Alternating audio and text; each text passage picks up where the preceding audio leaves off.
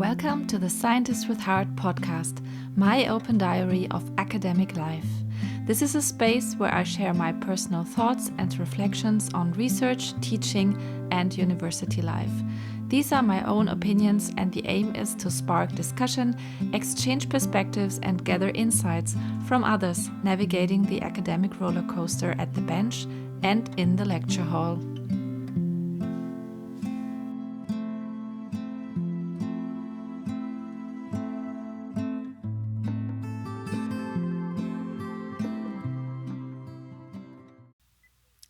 In the last episode, I was talking a little bit about the preparation for an academic conference.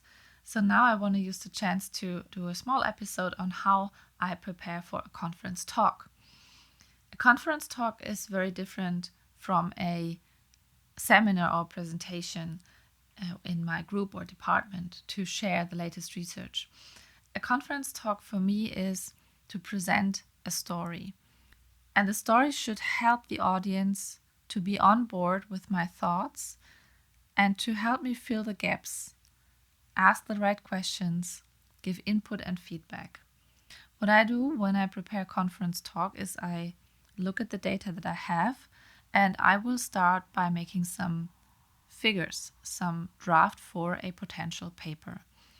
When I have this paper in front of me outlined with all of the gaps, I would put some boxes and some keywords, what needs to be in the box, what kind of experiment.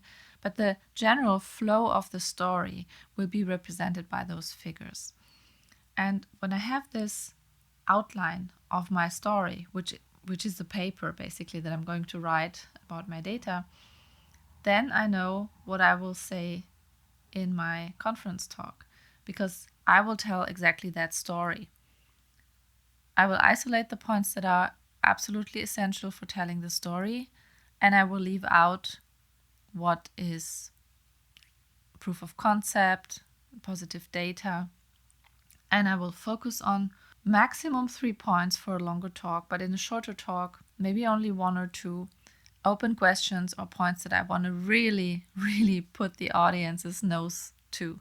Because there is not much time, I need to give context. So I need to now know who will going to be at the conference. What kind of audience is this? If the audience is quite broad and I have a niche down, very special talk, I need to give a minimum introduction so that everybody can follow along. This will take time. And this is important because if I do not get all of the people on board and they feel excluded, they will stop listening and they will not look at the data that I'm going to present. So 1/3 of my talk will be introduction.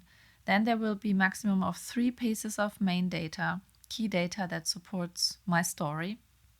And then there will be 1 or 2 open questions, conclusions, hypotheses, points I want the audience to think along. And that's the talk. The talk is not there to show off how much you worked in the lab, and the talk is not there, unfortunately, to share all of the beautiful quantifications and data that were acquired. No, the talk is really there to pick up every single one in the audience and use their brains to make your story better. And for that purpose, we don't need to see all the data. People trust the speaker to a certain degree, that they are scientists with integrity and that they know what they are talking about and that they do not pretend to have data which they don't have. So there is a little bit of trust. So you don't have to show all of the data to support what you're saying. You can make certain claims and say, we showed this and this and that. Coming to the conclusion, there must be a regulatory mechanism following ABC. And to address this in the light of the literature, we followed hypothesis A, and this is the data pointing exactly towards that. So everything else was not shown, but this single piece of data pointing towards A at the critical point, that will be shown. And that's sufficient. So what I always do for preparing a conference talk, I start broad with all of my data and presentations I have. I narrow it down by putting it into the data into figures for a manuscript, figuring out what the story is, and then from the story, I go really a step back and narrow it down to an acceptable introduction and background information that is understandable also if you're not exactly from the field. 3 main pieces of data to establish trust and scientific integrity, and then 1 or 2 points that I want the audience to think about. Let me know in the comments how you prepare a conference talk and how you prepare it differently from a seminar presentation. If you do prepare it differently from a seminar presentation, maybe you don't.